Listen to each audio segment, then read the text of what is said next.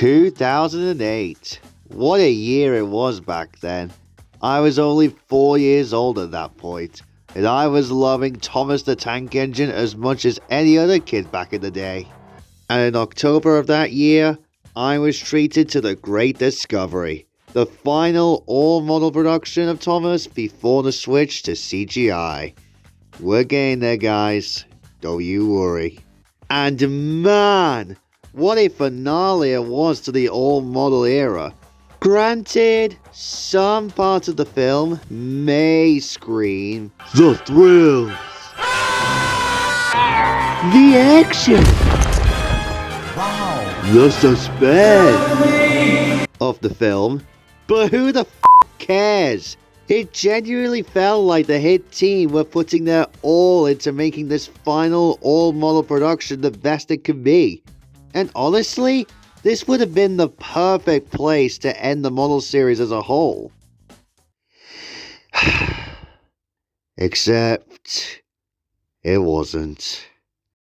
During that same year, we also received the 12th season of Thomas, which first aired in September 2008 in the UK and October 2008 in the US. And it was the final model series production before the CGI switch. And it's also the ugliest thing I've ever seen in my entire life. Funnily enough, the season first aired a full 19 days before The Great Discovery came out in cinemas. More specifically, the day after Golden Takes a Shortcut aired, and 2 days before The Man in the Hills aired. And sadly, this would become a trend for the show until Big World Big Adventures, where the special is released in cinemas and or DVD either before or later the season had begun to air on TV. I have been dreading this video for a while now, and you all know why given how much I have shitted on this season in past videos. And I have to say that I still stand by my opinions from 4 years ago that this is still the worst season of Thomas the Tank Engine that I have ever seen in my entire life. Granted, it's not as cringy and infuriating as the god-awful 2D reboot, but it is still an absolute chore to watch. At least there's 2 positives I can say about this. One is that I could at least have a lot to say in terms of its production, and the other is that, since I'm using my new phone, I can use full-on 1080p HD quality, sometimes even in 60 frames per second. And now I can finally answer why you've all been wondering why I use high-quality footage for my music videos. Wait, what are we talking about? Oh yeah, Season 12. To make things clear, I'm going to be dividing all of my problems with this season into sections, much like what ThomasFan261 did in his review. So, here goes nothing. These are all of my reasons why this season is the worst of the whole original series. Number 1. The CGI hybrid has aged horribly. By far my biggest problem with this season is the hybrid. Look, I understand the hit wanted to make the transition easier to stomach, and I appreciate that. But on some occasions, if not most occasions, the CGI just comes off as uncanny to look at. And sometimes, the tracking is oftentimes off. And honestly, all of this makes me want to vomit.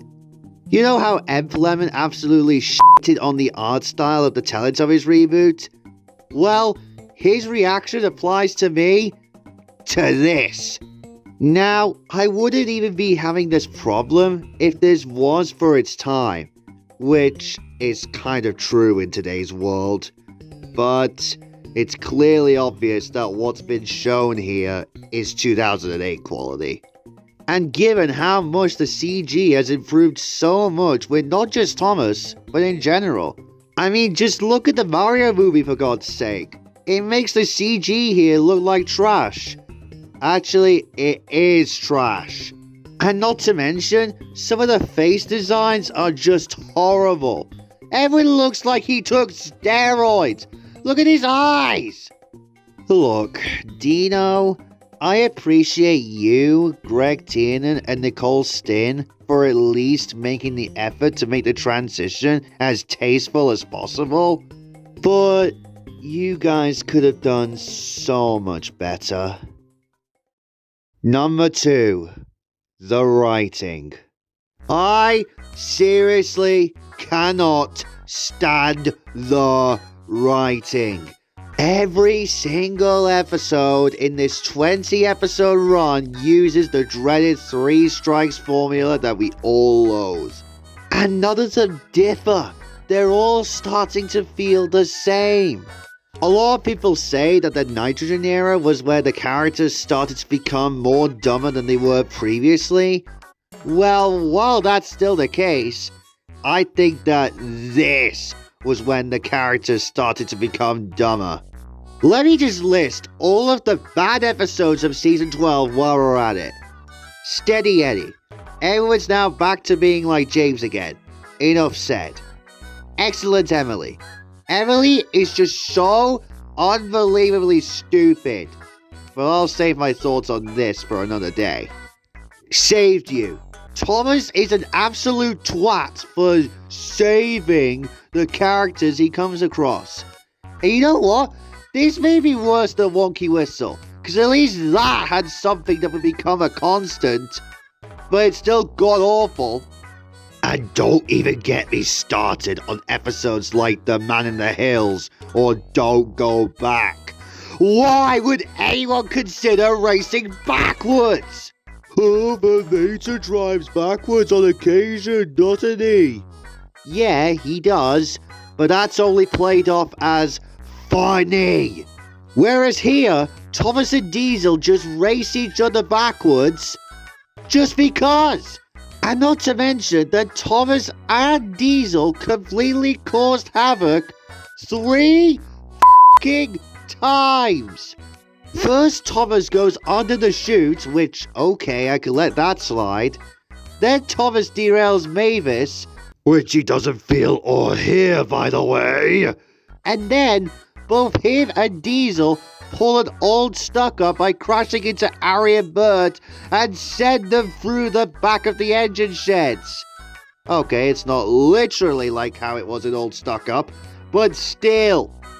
And then you get episodes that just insult the audience's intelligence, like the aforementioned Save You as an instance, or Duncan in the Hot Air Balloon for reasons Tug mentioned in his review.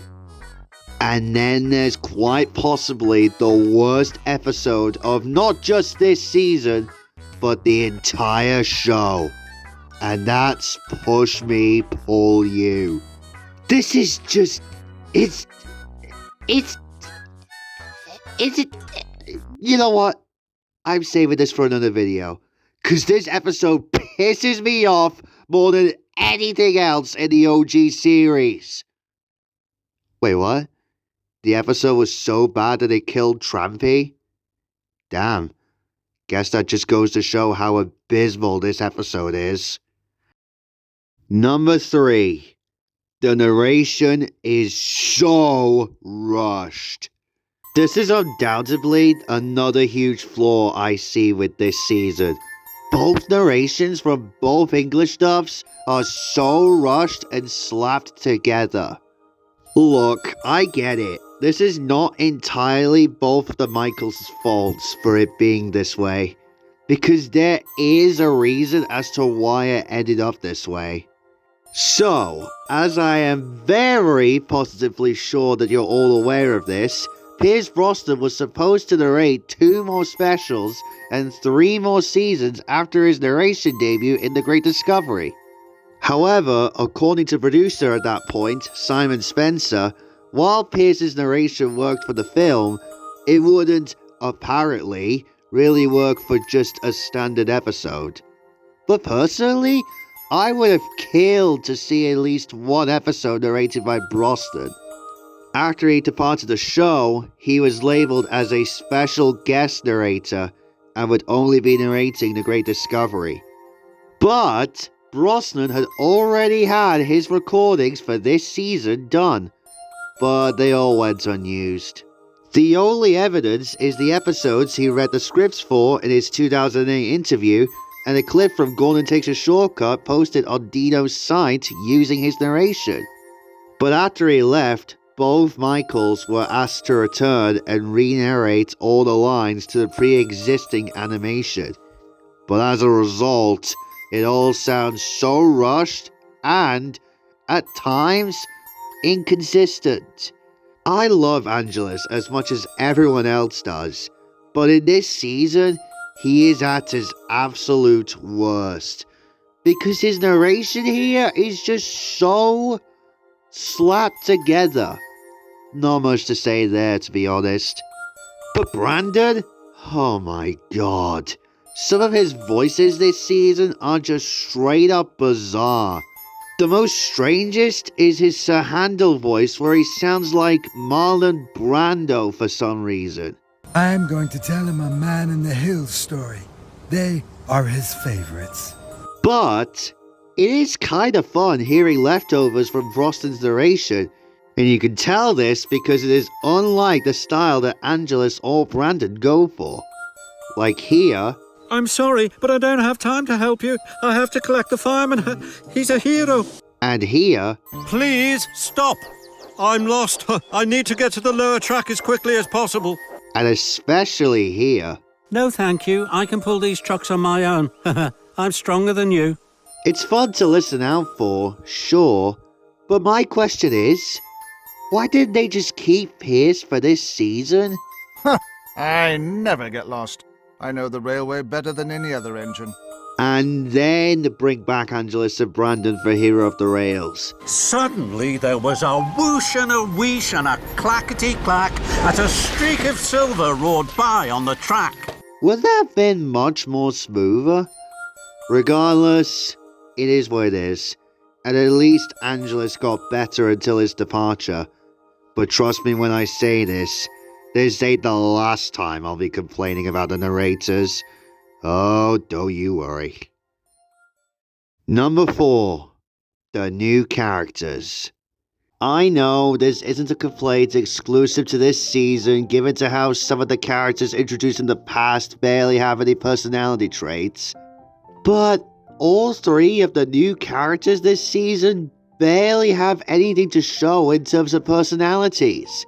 They're just so bland and forgettable. Granted, they aren't the worst Thomas characters ever, mind you, but they're still not good.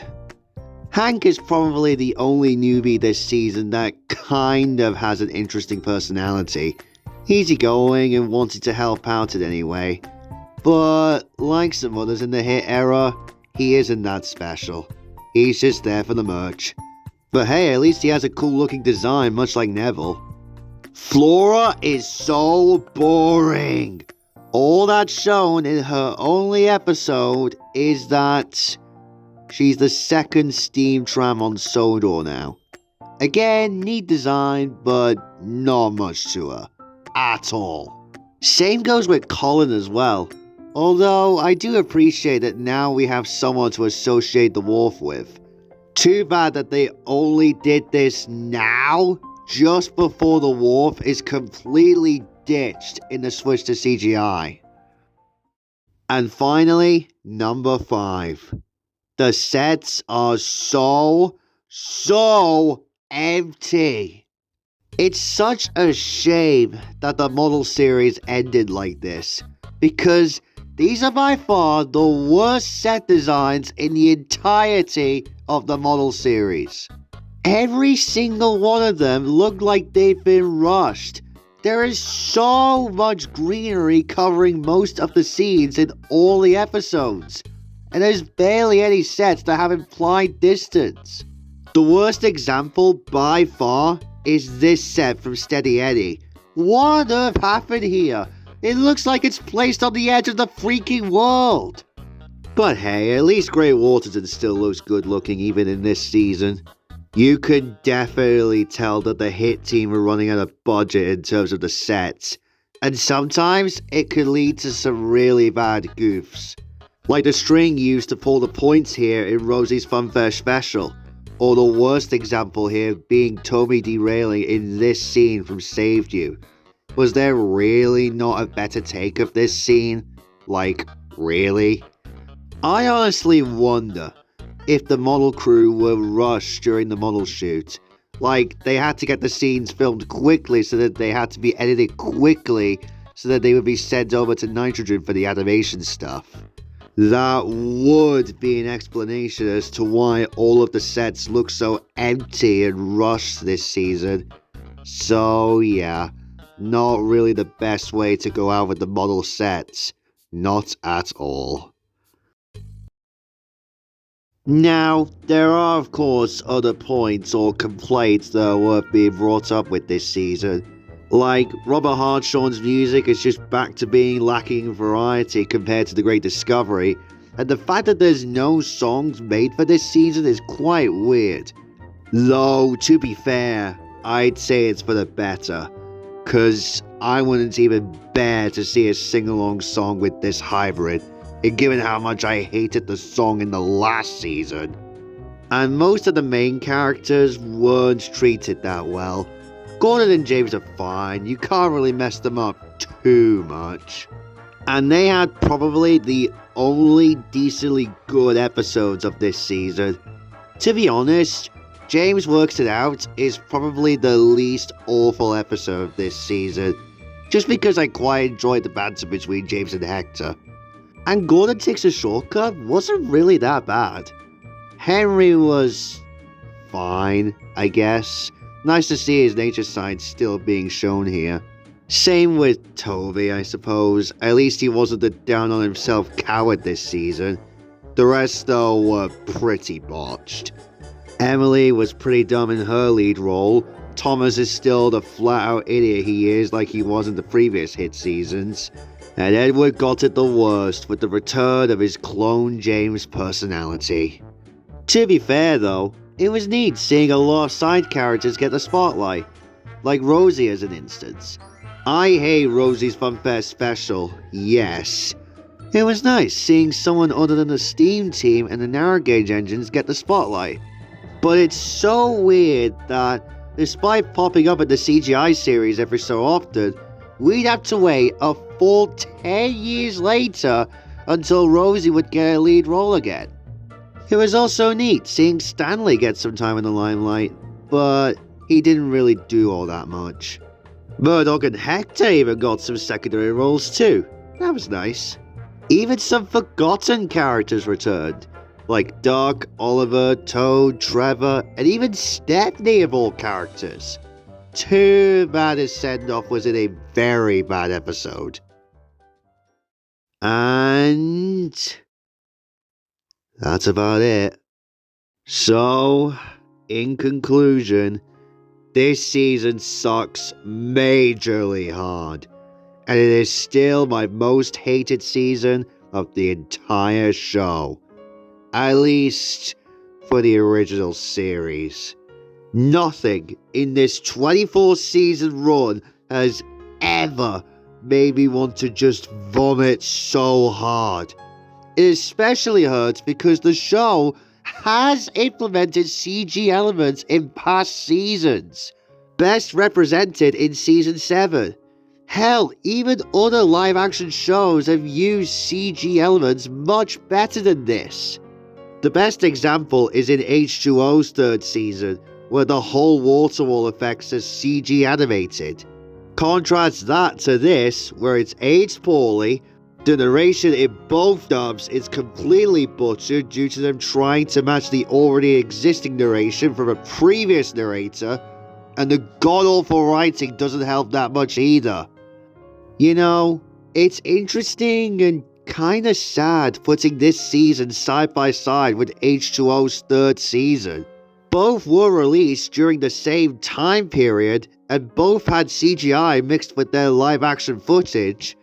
The only difference is that one was a good way to use CGI and one was a horrible way to use it. It is an absolute shame that the model series had to end this way, because it deserved a much better send-off than what we got. Hell, The Great Discovery would have been a miles better send-off than this atrocity of a season, because that had more effort put into it than this season ever did. But I will say this. As much as I despise this season with a burning passion, I am at least grateful that we at least had a transition season to ease audiences into the CGI era. That's more than I can say about how Mattel did their out of nowhere change with the 2D reboot. Granted, it's not that tasteful of a change like how Emily went from being a usual newbie to a full-on main, but at least it's more effort put into it compared to what Mattel would do later on.